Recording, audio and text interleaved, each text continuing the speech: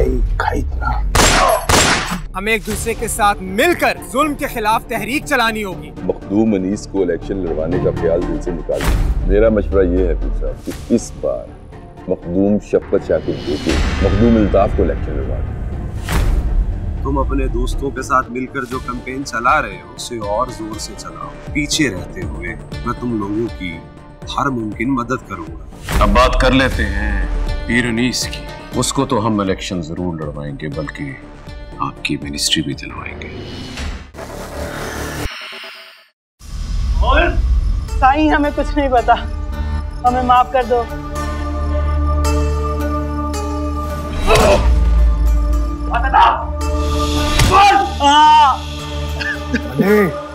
जी साईं। जा टोका लेके आ।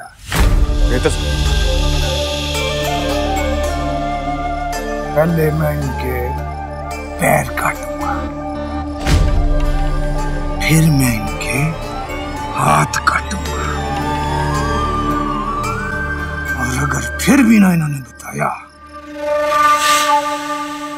तो मैं इनकी गर्दन काटूंगा। साईं हमें नहीं पता किसने मारा उसे, हमें हमारे बच्चों की कसम साईं हमें नहीं पता। और थानेदारा, तू तो कह रहा था कि ये रिपोर्टर की निगरानी कर रही है,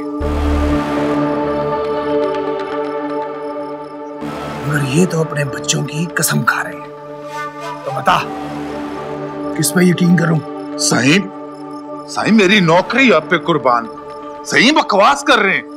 मैंने खुद इन दोनों को उसकी निगरानी पे खड़ा किया था। साईं हरामजादो, अब बोल रहे, झूठ बोल रहे, बकवास कर रहे हो तुम। साईं के सामने बकवास बोलो है। जी साईं जी हम उस रात भी उसके घर के बाहर ही खड़े थे, लेकिन हमें नहीं पता कब हमें नींद आ गई। उसके बाद हमें कुछ याद नहीं है। मेरी नौकरी आप पे कुर्बान साईं।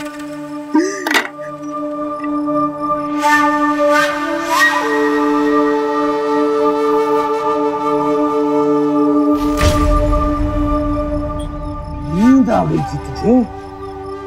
हाँ? नींद आ गई थी? फिर तो तेरी गलती नहीं है, क्योंकि नींद तो सूली पर भी आ जाती है। अब मैं तुम दोनों को ऐसा सुनाऊंगा, दोबारा कभी सोए नहीं।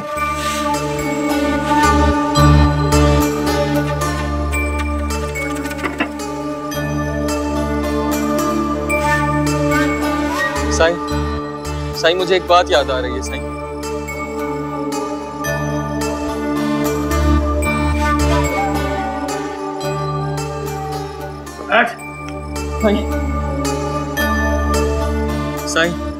साईं उस रात जब हम दोनों वहां खड़े हुए थे। बोल ना। साईं उस रात जब हम दोनों वहां खड़े हुए थे, एक आदमी आया था साईं। उसने आकर हमें मिठाई खिलाई थी। वो कह रहा था कि उसके यहाँ बेटा हुआ। साईं मिठाई खाने के बाद हमें कुछ पता नहीं चला कब हमारी आंख लग गई। साईं मुझे लगता है उस मिठाई में हमें कुछ मिलाकर खिलाया था। कौन था वो बंदा? बोल बता, कौन था वो बंदा? जानते हो उसको? नहीं साईं, पहली बार देखा था।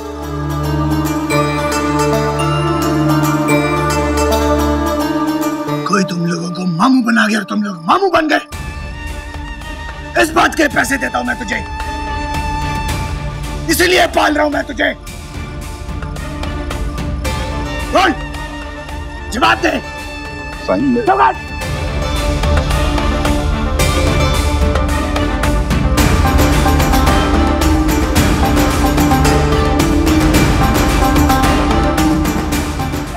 मिठाई खा ली।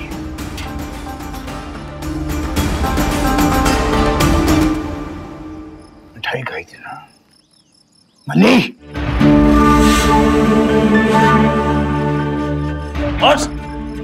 उठ बैठ इधर।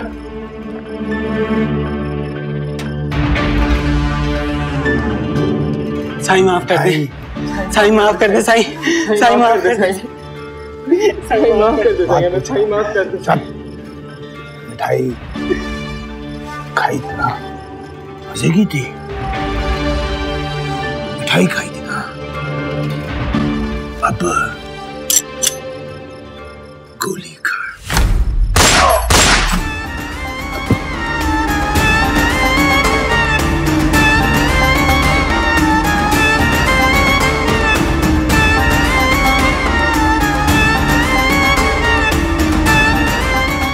MLA।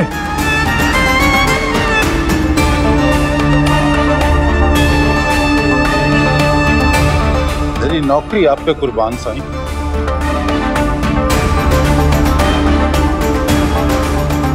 बस नहीं घुटन डालकर इसको मैं कर लेता हूँ। और जा साईं को संभाल जा।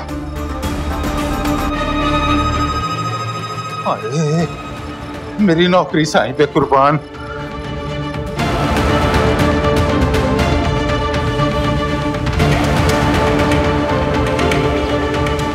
माजिद और जाहिदा हमारी यूनिवर्सिटी के स्टूडेंट्स थे और वो हमारे दोस्त भी थे। उनका जुर्म सिर्फ इतना था कि वो एक दूसरे से मोहब्बत करते थे और एक दूसरे से शादी भी करना चाहते थे, मगर ये बात शायद मखदूम दाऊद और मखदूम अनीस को कबूल नहीं थी। उन्होंने जाहिदा को भी घर में कत्ल कर दिया और माजिद को भी धोखे से मखदूमाबाद बुलाकर मार दिया। उसकी लाश अब तक नहीं मिली हमें। और सिर्फ ये नहीं, बल्कि उन्होंने उनकी खबर देने वाले एक लोकल जर्नलिस्ट को भी बहुत बेरहमी से कत्ल कर दिया।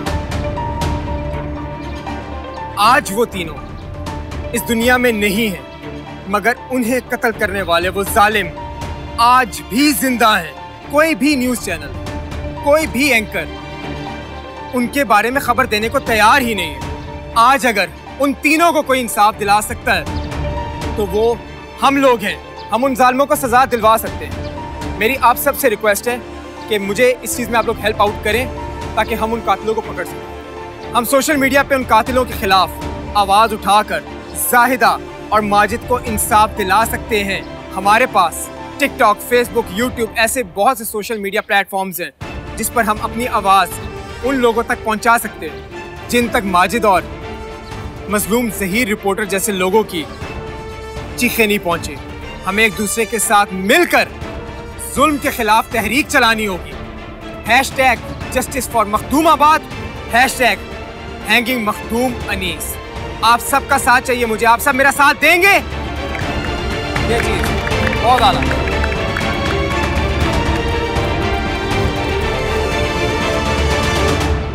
बात अब बहुत बढ़ गई है पीर साहब।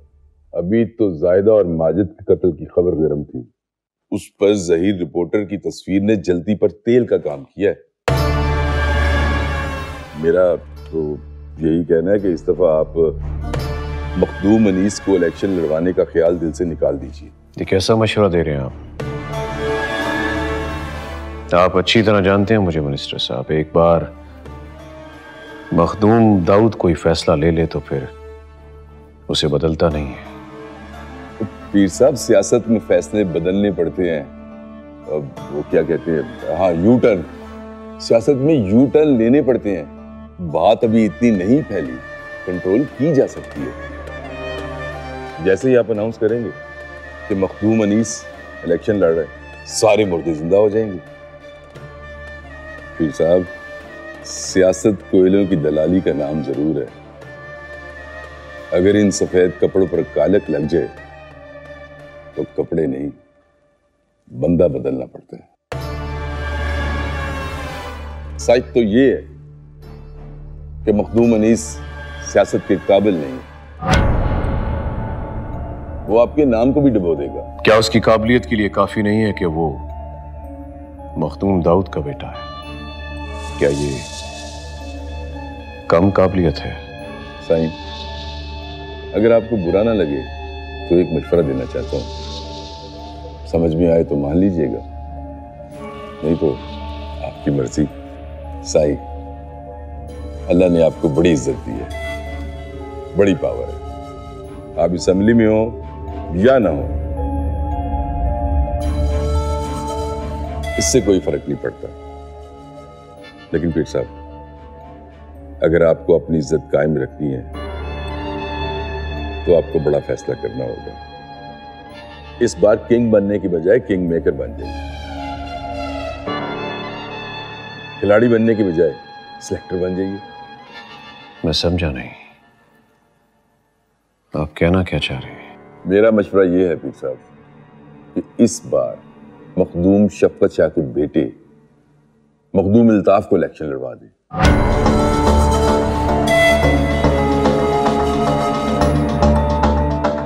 ऐसी चाल चलें पीर साहब, इस खेल में हार किसी की भी हो, जीत आपकी हो।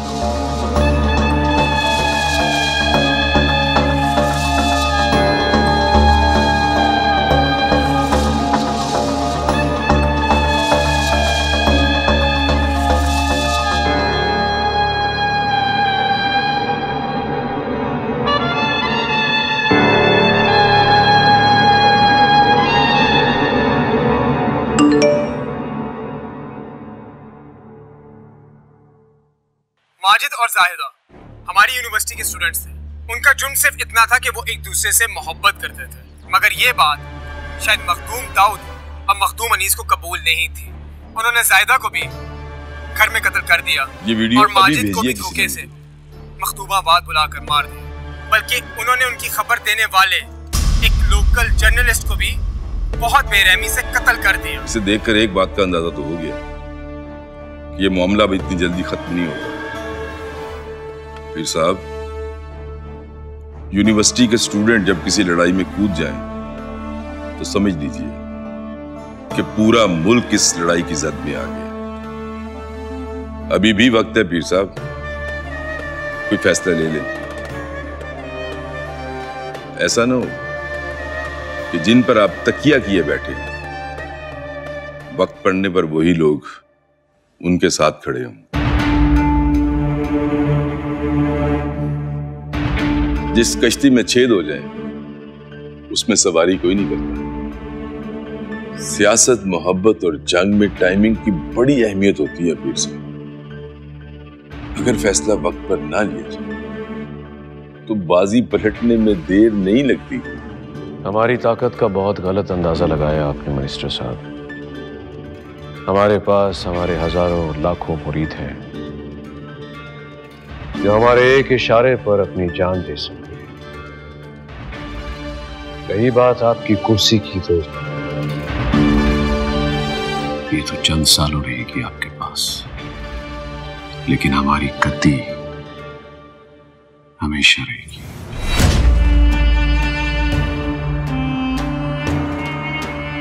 पीढ़ियां जितनी गुजरती जाएंगी, इसकी ताकत में इजाफा होता रहेगा। अब बात कर लेते हैं पीर अनीस की। उसको तो हम इलेक्शन जरूर लड़वाएंगे, बल्कि जितवाएंगे भी। और हाँ मिनिस्टर साहब, आपकी मिनिस्ट्री भी दिलवाएंगे। अगर ऐसा हुआ तो हम खुद चलकर आएंगे आपको मुबारकबाद देने के लिए। तब आपसे मिठाई भी खाएंगे और अपनी शिकस्त को कबूल भी करेंगे। अब मुझे जा दीजिए, जिंदगी रही मुलाकात जरूर होगी। मिनिस्टर साहब, अभी तो चंद लम्हे गुजरे और आप अपनी चीजें भूलना शुरू हो गए। आपका फोन।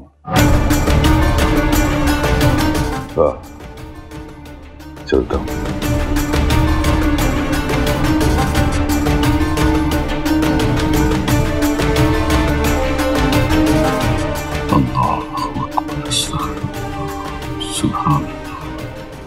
मैडम, केस की रिपोर्ट तो आपने देख ली है ना? हाँ, मैं अभी घर से ही पढ़ के आई हूँ। तुमने बहुत अच्छी रिपोर्ट तैयार की है साजिद। Thank you. इस रिपोर्ट का सारा क्रेडिट तो ज़हीर को जाता है। उसने काफ़ी हेल्प की थी मेरी तैयारी में, मगर अफसोस इसके पब्लिश होने से पहले उसे मार दिया गया। जो उसकी मौत का इतना दुख है, इतनी मेहनत की उसने इस केस पे, और फिर इसी केस के पीछे उसे अपनी जान भी देनी पड़ी। और दुख की तो ये बात है कि मेन स्ट्रीम मीडिया उसकी मौत को कवर भी नहीं कर रही। जी ठीक कह रही हैं आप। मेन स्ट्रीम में तो कोई खबर नहीं चली, लेकिन उसकी मौत ने सोशल मीडिया पर हंगामा बर्पा किया हुआ है। जो कैंपेन जफर और उसके दोस्तों ने चलाई थी, वो इस वक्त ट्रेंडिंग में है। अच्छा, तो बहुत जबरदस्त बात है। जी, और इस वक्त अगर ये पब्लिश होगी तो इसका इम्पैक्ट भी बहुत ज्यादा होगा। नहीं, इस वक्त हम ये रिपोर्ट पब्लिश नहीं कर सकते, क्योंकि अगर हमारे वेबसाइट पे ये रिपोर्ट आ गई तो मखदूम दाऊद कभी भी हमसे मिलने के लिए तैयार नहीं होंगे, और मुझे एक दफ़ा उनसे ज़रूर मिलना है। मैं 2-3 बार कोशिश कर चुका हूँ कि उनसे मुलाकात का वक्त मिल जाए, लेकिन हर बार यही जवाब मिलता है कि वो अभी किसी भी मीडिया वाले से नहीं मिलना चाहते। तुम अपनी कोशिश जारी रखो। सोशल मीडिया का प्रेशर उन्हें कभी ना कभी तो रिलीज करना पड़ेगा ना। माजिद के कुछ दोस्त उसकी गुमशुदगी का केस पीर अनीस के खिलाफ करवाना चाहते हैं। मुझे लगता है कि हमें उन्हें सपोर्ट करना चाहिए। हाँ, हम करेंगे, लेकिन अभी पीर दाऊद और पीर अनीस के खिलाफ हमारे पास कोई ठोस सबूत भी तो नहीं है। हमें पहले सबूत इकट्ठा करना है, वरना अगर हमने इसमें जल्दबाजी कर ली तो बच जाएंगे।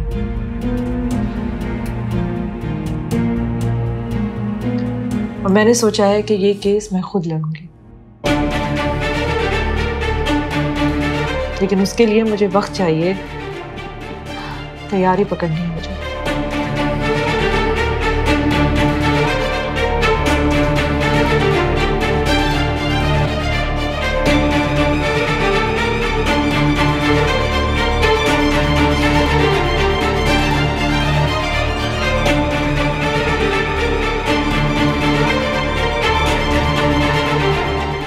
मेरी उम्मीद से ज्यादा अच्छा रिस्पॉन्स आ रहा है। इसका मतलब कि हम लोग कैंपेन बिल्कुल ठीक कर रहे हैं। अगर हम लोग इसी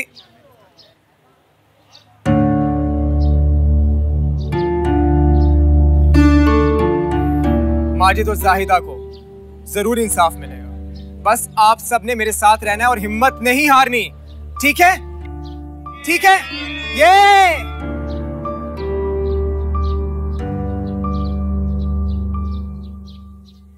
अस्सलाम वालेकुम।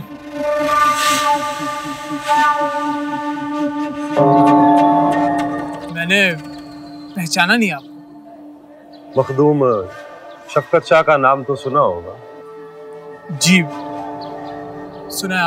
आप कौन? मैं उनका बेटा हूँ, मखदूम अल्ताफ शाह। परेशान होने की जरूरत नहीं है, मुझे तुमसे एक जरूरी बात करनी है। अगर तुम्हारे पास वक्त है तो मेरे साथ चलो, कहीं बैठकर बात करते हैं। आपको जो भी कहना है आप यही कह सकते हैं। मैं इस वक्त आपके साथ कहीं नहीं जा सकता। सुना है कि यहाँ कैंटीन में चाय बहुत अच्छी मिलती है, चाय पे बात करें? तुमने बताया नहीं कि उस दिन पुलिस क्यों लेके गई थी सारा को आखिर? सॉरी मैडम, रात देर हो गई थी, इसलिए आपको कॉल करना मुनासिब नहीं समझा। पुलिस का कहना है कि जब अशर साहब पे हमला हुआ था तो सारा वहीं थी,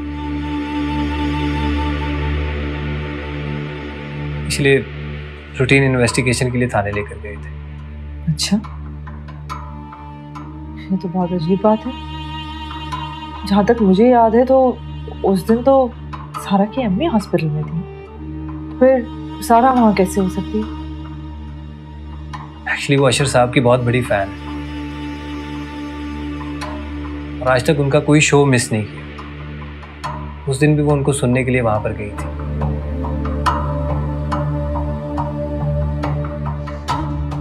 हैरत है, ये बात उसने तो मुझे कभी नहीं बताई। बल्कि उस दिन जब वो मेरे घर आई थी तब तो अशर भी वहां पे थे, तब भी उसने इस बात का कोई जिक्र नहीं किया, बल्कि वो तो वहां से उस वक्त चली गई।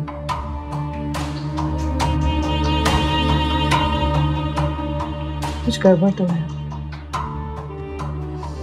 अगर सच में वो वहां मौजूद थी तो फिर शक की गुंजाइश तो पैदा हो जाती है। मैडम, आप तो अशर इब्राहिम साहब की शख्सियत से वाकिफ ही हैं। वो देखने में जितने सख्त लगते हैं, मेरे जैसा इंसान उनसे आंखें मिलाते हुए कतराता है। अच्छे तो वैसा भी नहीं है। आप माने या ना माने, पर हकीकत यही है। उनका कुछ नहीं पता चलता कि कब और किस बात का बुरा मान जाए। तुम सारे कुछ ज्यादा ही वकालत नहीं कर रहे? क्या चल रहा है भाई तुम्हारे ज़हन में? कुछ नहीं, सीरियसली कुछ नहीं चल रहा।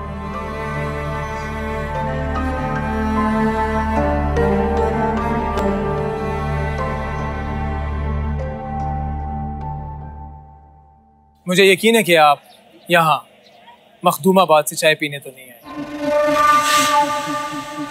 ठीक कह रहे हो तुम।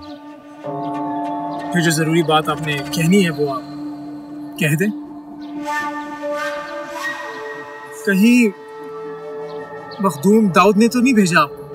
मखदूम दाऊद को अगर पता चल जाए कि मैं तुम्हारे पास आया हूँ तो वो जहीर की तरह मेरा भी कत्ल करवा दे। इतना हैरान क्यों हो रहे हो? जो शख्स गद्दी और कुर्सी के लिए मेरे बाप का कत्ल करवा सकता है मेरा भी करवा सकता है। अगर आपकी जान को इतना ही खतरा है तो आप यहाँ क्यों आए? तुमसे हाथ मिलाने आए। जो लड़ाई मैं नहीं लड़ सका वो लड़ाई तुम लड़ रहे हो। मैं इतने सालों से इंतकाम की आग अपने सीने में लिए खुद को जला रहा हूं, मगर आज तक उन लोगों के खिलाफ खुल के उस तरह से बात नहीं कर सका जिस तरह तुमने की। अगर मुझ में तुम्हारे जितना हौसला होता ना तो मखदूम दाऊद जिंदा ना होता। उस शख्स से बढ़कर और कौन मजबूर हो सकता है जिसे अपने बाप के कातिल को भी झुक कर मिलना पड़े। आप बताएं कि आप मुझसे क्या चाहते हैं? मैं तुम्हारी मदद करना चाहता हूँ। वो कैसे? जैसे तुम चाहो।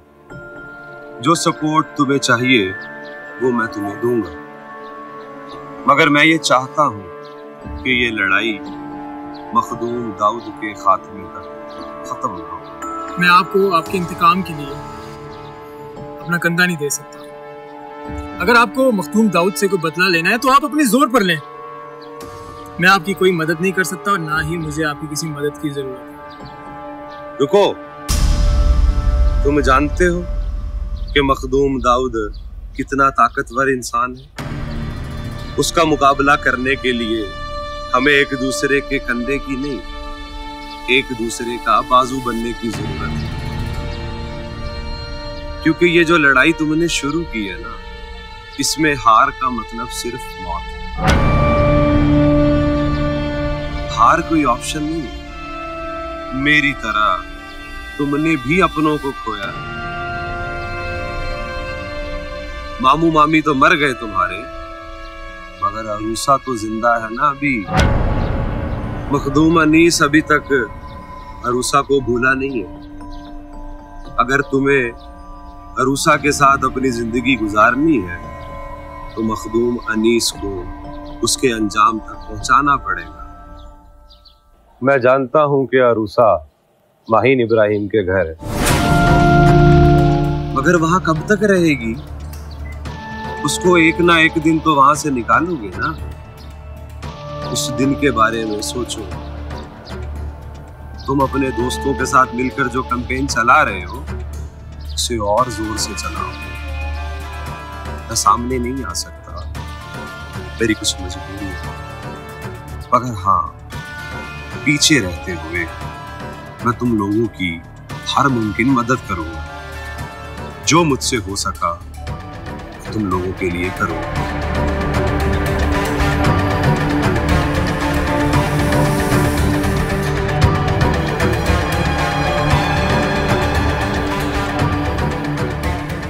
मामू मामी तो मर गए तुम्हारे, मगर अरूसा तो जिंदा है ना अभी।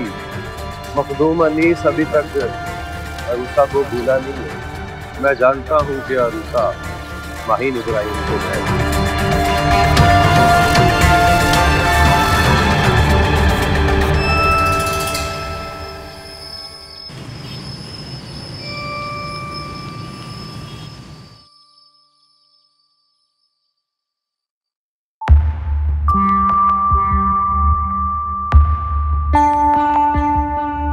तेरी कायनात में खुदा मेरा दिल कहीं भी लगा नहीं। जो तसल्लियां मेरे दिल को दे, मुझे ऐसा कोई भी मिला नहीं। मुझे पहले मोहब्बत तो हुई थी, मगर पहली मोहब्बत अब हुई।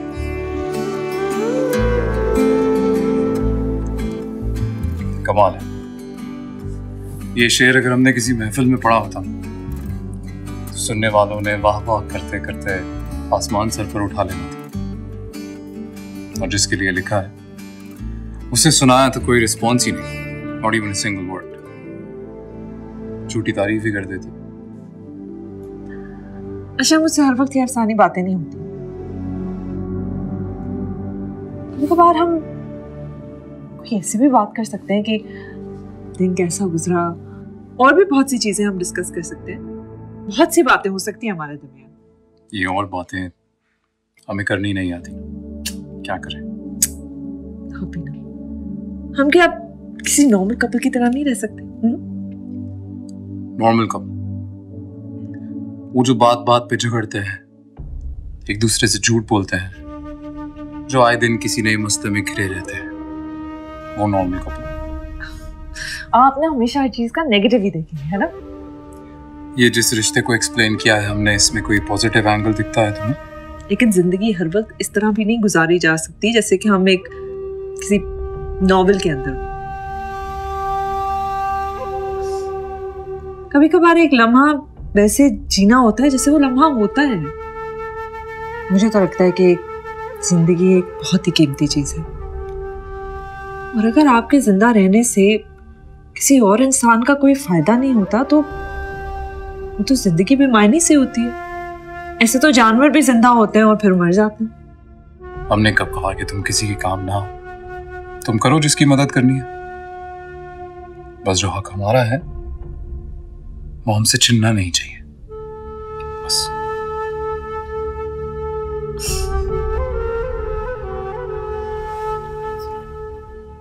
अच्छा चले, अब मैंने क्रीम लगा दिया, अब मुझे सुनाए अपना शेर। क्या सुना है?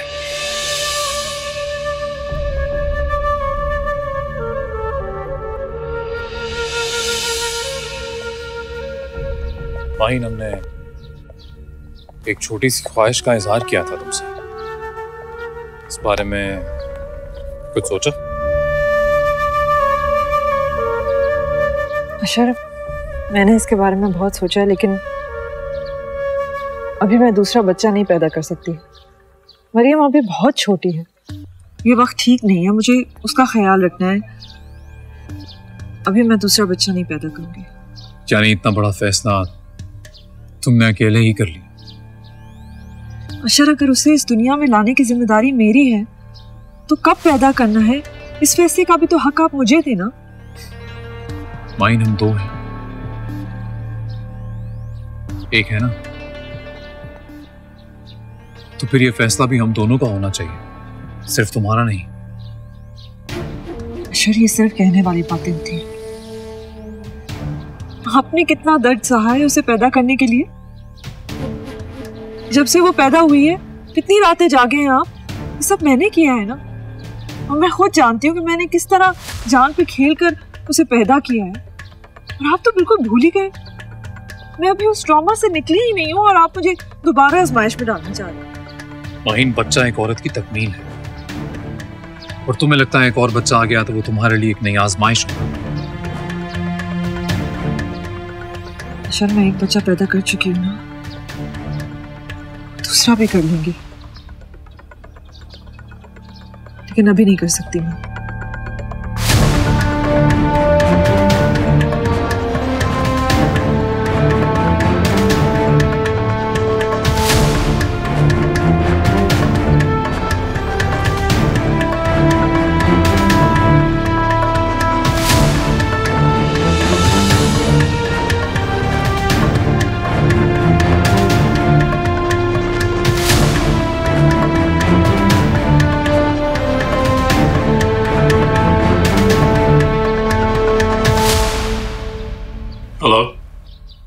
पापा, आप कहाँ हैं? इतने दिनों से मुझसे मिलने नहीं आए। सॉरी बेटा, पर बाबा आएंगे, जल्दी मिलने आएंगे आपको। पापा आप आ जाएं, मैं आपको बहुत मिस कर रही हूँ। मरियम आज नहीं आ पाएंगे, थोड़े बिजी हैं, पर प्रॉमिस कर रहे हैं कि कल जरूर आएंगे आपसे मिलने। पापा क्या आपको मेरी याद नहीं आती? मुझसे मिलने का दिल नहीं करता? ऐसी बात नहीं है मरियम, बाबा आपको बहुत मिस करते हैं। तो आप मुझसे मिलने क्यों नहीं आते? आप मामा से नाराज हैं, उनसे बात ना करें लेकिन मुझसे तो मिलने आया करें। अगर आप आज नहीं आए तो मैं आपसे कभी भी बात नहीं करूंगी, कभी भी नहीं। हेलो मरियम। जी अशर बेटा, कि मरियम तो तुमसे बहुत नाराज है, तुम्हें इसे मनाने के लिए घर आना पड़ेगा। इस तरह नहीं मानेगी। माहीन कहाँ है? माहीन तो अभी तक घर नहीं आई। फोन पे बात हुई थी उससे, कह रही थी कि आज कुछ ज्यादा बिजी है, थोड़ी लेट हो जाएगी। ठीक है, रखते हैं। अच्छा चलो बेटा, अल्लाह हाफिज।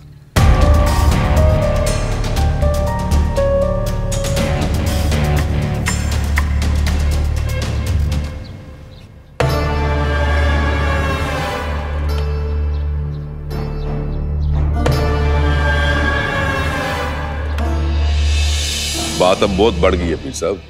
अभी तो जायदा और माजिद के कत्ल की खबर गर्म थी, उस पर ज़हीर रिपोर्टर की तस्वीर ने जल्दी पर तेल का काम किया है। मेरा तो यही कहना है कि इस दफा आप मखदूम अनीस को इलेक्शन लड़वाने का ख्याल दिल से निकाल दीजिए। ये कैसा मशवरा दे रहे हैं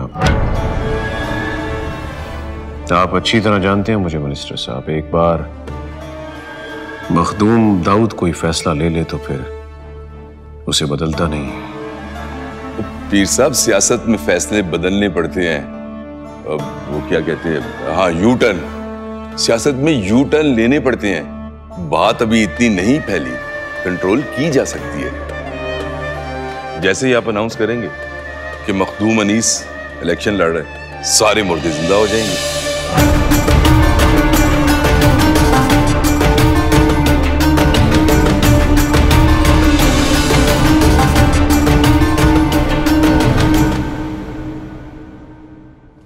बाबा साईं, लगता है आप बहुत थक गए हैं। आए मैं आपके कंधे दबा दूं। ना मेरी थी ना, मैं बिल्कुल ठीक हूँ। तू बैठ मेरे पास, बैठ। अरे बाबा साईं, कभी कभार तो मौका मिलता आपकी खिदमत करने का, वरना सारा दिन तो आप हवेली से बाहर रहते हैं। बाबा साईं, वैसे एक बात कहूँ,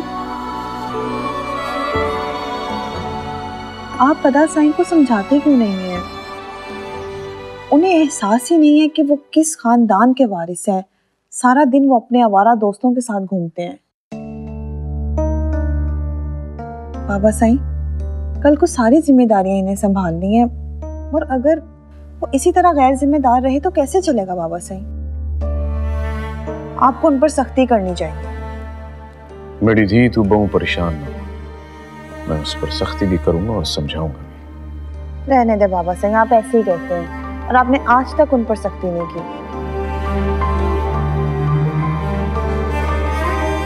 बाबा साईं, आपको पता है,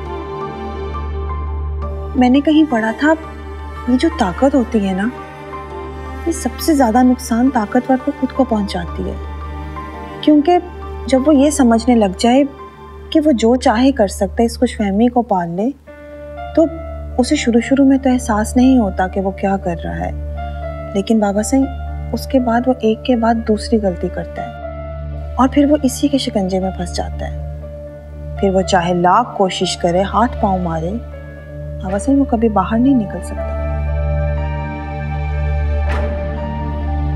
और मजीद इसमें धंसता चला जाता है। माशाल्लाह, मेरी धी तो बहुत समझदार हो गई है। बाबा साईं, किताबें इंसान को बहुत कुछ सिखा देती हैं। पर मैं तो अभी तक यही समझता था कि मेरी धी गुड्डी पटोलों के साथ खेलने के बारे में सोचती है, पर तू तो कमाल कर दिया मेरी धी। बाबा साईं, मैं तो अल्लाह साईं का शुक्र अदा करती हूँ कि शुक्र है मेरे बाबा साईं उन पीरों व डेरों की तरह नहीं है जो औरत को पाँव की जूती समझते हैं। ना मेरी धी ना, मेरी धी पाँव की जूती नहीं, मेरे सर का ताज है।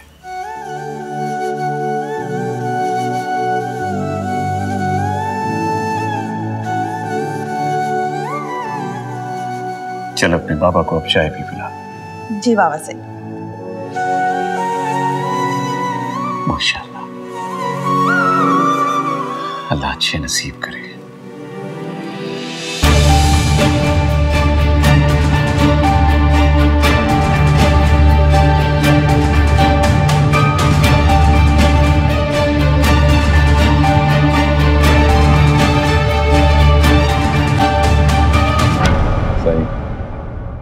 अगर आपको बुरा ना लगे तो एक मशवरा देना चाहता हूँ। समझ में आए तो मान लीजिएगा, नहीं तो आपकी मर्जी।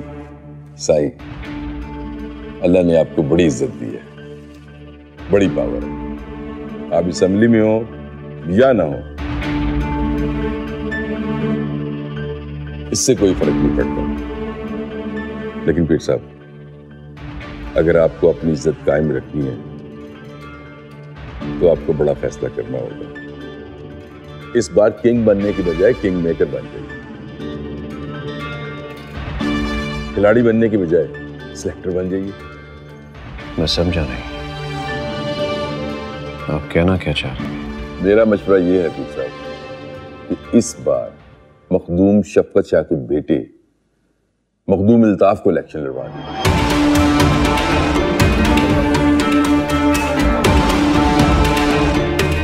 ऐसी चाल चलें पीर साहब, इस खेल में हार किसी के लिए जीता।